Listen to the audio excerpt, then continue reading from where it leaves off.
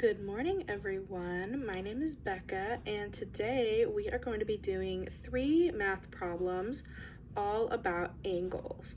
And the first problem that we are going to do is we're going to measure an angle on a quadrilateral. So this is the quadrilateral that we're going to use, and again, quadrilateral means a shape with 4 sides. And so the angle that we are going to measure is going to be this one right there. And we're gonna measure that angle using a protractor. And so I'm gonna show you how to use a protractor right now. Okay, so this is the protractor that we are going to be using for this assignment. So this is an online protractor that you can use, it's free. And you can use it the same as a real protractor. You can move it around and you can measure just the same. So we're going to be using this one, and I've put our quadrilateral in the background so that we can measure it. And so how we're going to measure the angle of this quadrilateral is, as you can see, I've lined up that angle, the vertice, with the very middle point of the protractor. And so how we're going to find the angle measure is by looking at the rays of the angle. And the rays are this and this. Those are the rays. So we're going to look at the rays and see what they tell us. So as you can see, the ray of this angle is going up to 90 degrees. All right, and so that tells us that this is an angle of 90 degrees. And we know that because the other ray is at 0 or 180. So then we will subtract 90 from 180 and get 90. And so that's going to tell us our angle measure. All right, and as you can see again, I've added the little pinpoints to our protractor.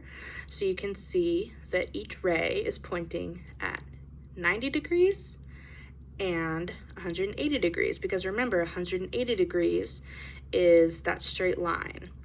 So that tells us that our angle is 90 degrees.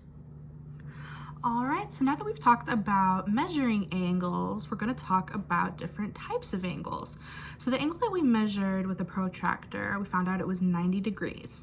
And another word for a 90-degree angle is called a right angle. So I'm actually going to model a right angle for you using body parts. So a way you could model a right angle is using your hands. So if I take my hand and I do this, that is a right angle. That's a way you could model it. Another way you could model it is with your arms, like this. That's a right angle. And another angle we're going to talk about is an acute angle. So if a right angle is 90 degrees, an acute angle is going to be an angle that is less than 90 degrees.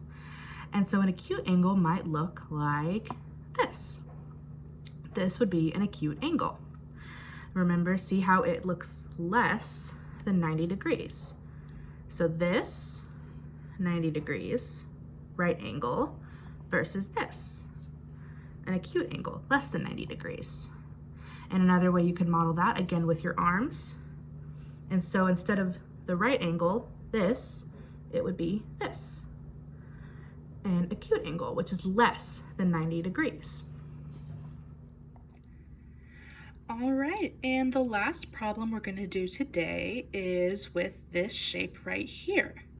So this shape has 12 sides, and it is called a dodecagon. So it's got 12 sides, and I've cut the shape into triangles just so you can see each side kind of looks like a pizza, right? So we are going to try to find the sum of all of the interior angles.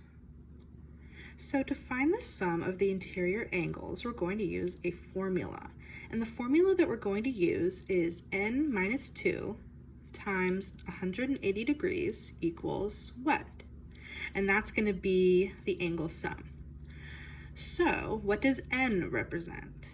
Well, n represents the number of sides. So you could use this formula for lots of different shapes with lots of different sides. But in our case, our shape has 12 sides. So in this equation, n is going to be 12. Okay, so we know that n is going to be 12. So we're going to do 12 minus 2 times 180. So 12 minus 2 is 10. So it's going to be 10 times 180 degrees equals what? Well, let's find out. All right, so now we know that the total of the interior angles is 1,800 degrees. And we did that by multiplying 180 by 10. So now we need to figure out what each angle measure is, because we know that the total is 1,800 degrees, but how many degrees is each triangle? So the way we're going to do that is with this equation here. So 180n minus 360 divided by n. And remember, n equals the number of sides, and we have 12 sides. Right? So we're going to plug 12 into our formula, and we're going to do 180 times 12 minus 360 divided by 12, and we're going to get 150. So each interior angle is 150 degrees, and since there are 12 of them, that adds up to 1,800 degrees. Another way you could do this, if you wanted to, is you could divide 1,800 by 12, and you would get 150. All right, and that is all I have for you guys. I hope you guys have a great day.